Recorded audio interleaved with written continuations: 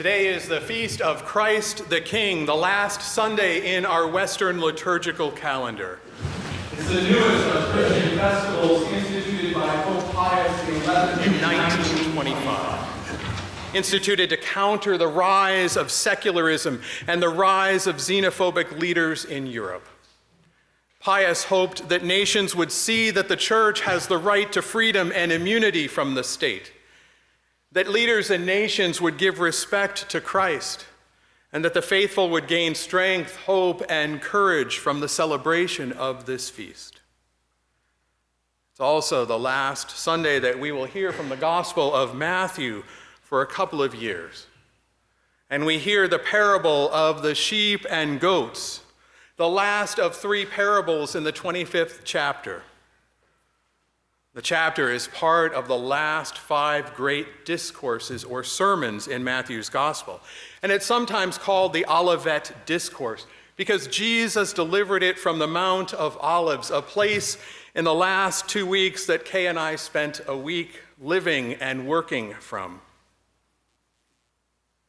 It's interesting to note that Jesus' first sermon was the Sermon on the Mount, and his last sermon is from the Mount of Olives, the beginning and the end from high mountaintop places. This parable of sheep and goats follows parables from the last 2 Sundays. And if you were here, you heard about the parable of the virgins and the parable of the talents. I've been gone for a number of weeks, so I can't help but talk about these two. The first one focuses on our being ready for Christ's coming, that we are to keep our lamps trimmed and burning because we have no idea when the bridegroom will show up. We are to be ready for the great reckoning at the end of all time. So how are we preparing for that? The second parable about the talents focused on the joyful, risky, and equitable use of one's gifts, using what God has given to each of us and collectively to all of us for those things that God really cares about. It is, in a sense, the why I give parable. So what are those things that God cares about? What are those things that we are called to give to? And then we get to sheep and goats, a text that some preachers and many people fear. We hear it oftentimes as the law coming down hard on us. We sometimes feel guilt and judgment, and sometimes we sense the fear of the Lord that keeps us a little off balance. We wonder, are we sheep or are we goats? It's a real temptation sometimes for preachers to draw a line, these aisles we tend to have in the center of most churches, and to wonder, is it my left and right or your left and right? Are you sheep or are you goats?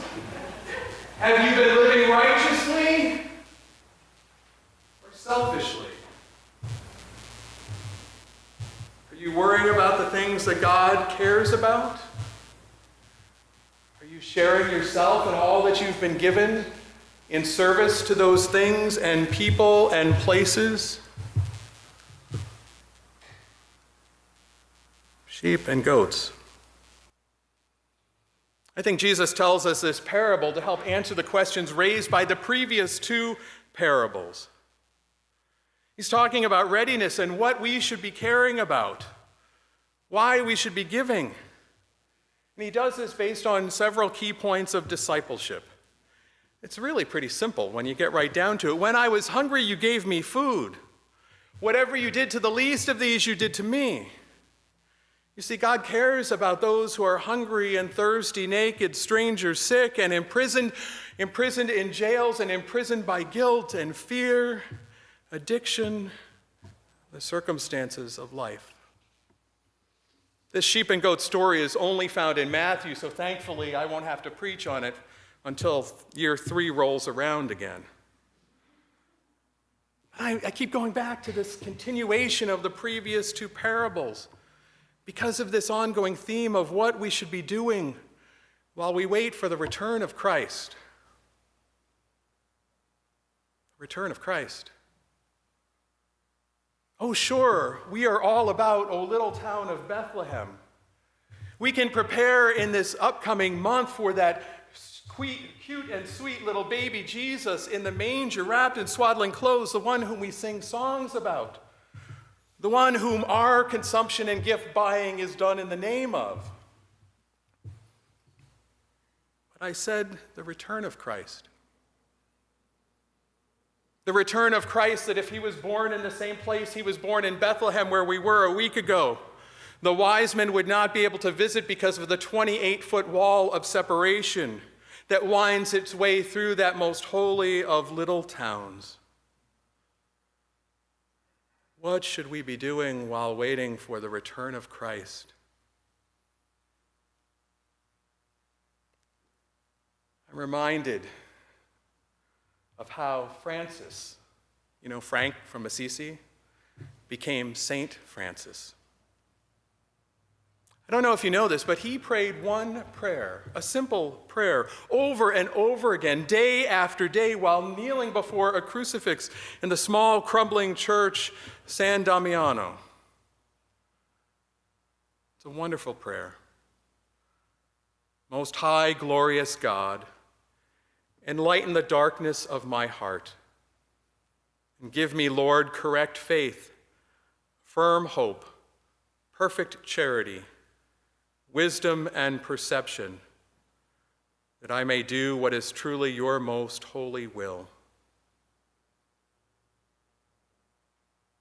Beloveds, as we wait for Jesus' return, we need enlightenment and wisdom and hope. We can learn from saints like Francis who have gone before us, and those who we remembered this Thanksgiving holiday, who are no longer around our tables or in our lives, whose hope waiting for the Lord and their aspiration of the prayers that they prayed, that they lived life not worrying about what God cared about, but doing it, serving and loving those things that God serves and loves. You see, we're not to worry about whether we are sheep, the righteous, or goats. Now, goats, as was pointed out by Bill Lander at 8 o'clock this morning, goats, we keep hearing this phrase over and over again. We in New England have a quarterback who is called the GOAT, greatest of all time. We have leaders and people who refer to themselves as goats proudly. We have too much of that narcissistic turning in on ourselves selfishness, and it only gets worse during the season leading up to the birth of Christ. Francis's prayer is helpful and humbling. And then we have modern prophets and authors like Kathleen Norris who reminds us and tells us that Matthew says that we are to take care and to take on those tasks around us that we see on God's behalf. And she reminds us that these are chores that we may not want. In our readings today, Ezekiel's judgment has to do with what God does, and the judgment in Matthew here speaks to what we are to do, what we are called to do in the presence of Jesus the Christ, who is with us and around us if we believe that he is Christ the King.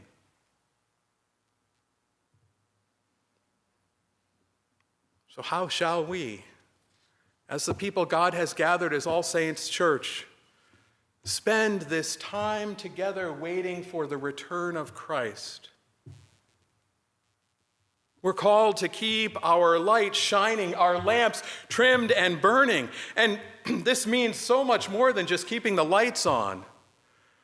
or our steeple illuminated as a beacon of Christ's light. It means more than safely planning budgets and electing vestry members to live within a plan or a budget sustaining those things that we've always done. We're called to boldly use our talents and to give what God has given each of us collectively together to invest in God's reign. We give to feed the hungry.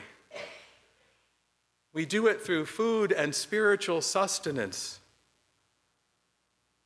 We clothe the naked through Lord and Taylor and by clothing our neighbors in love, by welcoming the stranger and the outcast, in worship, to outreach luncheons and dinner bell, to those that we freely share this facility with, through refugees ministries and new initiatives like Hope House here in Wolfboro. And we visit those who are sick and imprisoned, through our Flower Guild, who brings flowers to brighten shut-ins days, through our prayer and pastoral care teams, and the work of the Episcopal Church that has prison ministry in jails throughout our state. We're called knowing that through the gracious love and forgiveness of God, through Jesus the Christ, our King, that we are set. We don't have to worry if we are sheep or goats. We are both. Sheep and goat, saint and sinner. And we don't have a clue which one we are. And God loves us and forgives us and calls us by name in spite of that. So the question is, how will we spend our days?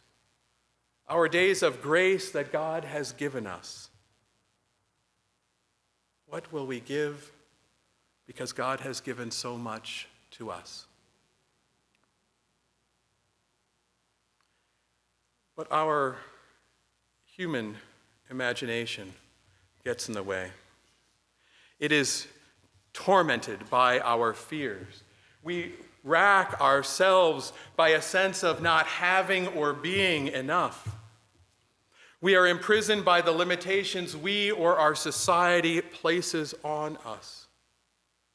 Goats, sheep, saints, sinners, who, like those in Matthew, are surprised when Jesus holds up the mirror and points out who, whose, and what we are, instead of who and what we choose to be and have become. Jesus Christ, our King, calls us to see ourselves and the whole world in a new way. How we choose to return this remarkable gift to God is entirely up to us. Beloveds, this isn't a guilt trip. This isn't a choose wisely or fry moment in time. Good works are not a placeholder or a put on. Good works are not an insurance policy, a ticket to heaven, or a DNA test to figure out whether you are a sheep or a goat. Rather, that font of faith and forgiveness, that knowing that we are loved no matter what, wells up inside of us, fills our very being until it spills out to those things and people and places that God cares about. When we just think about it, we don't always get it. But when we live with the realization of all of the things that we have been blessed with, it just spills out.